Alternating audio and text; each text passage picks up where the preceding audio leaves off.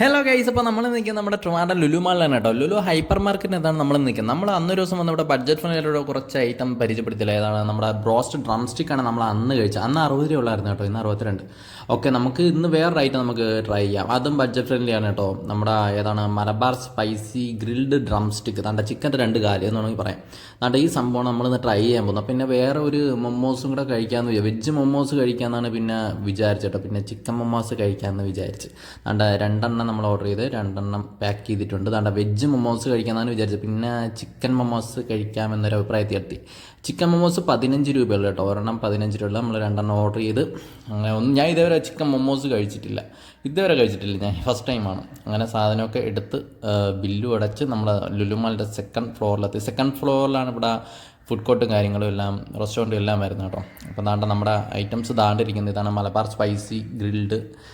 ഒന്ന് കഴിച്ച് നോക്കാം എങ്ങനെയുണ്ട്. പിന്നെ നമ്മുടെ മൊമോസ് കൂടെ കാണിച്ചു തരാം.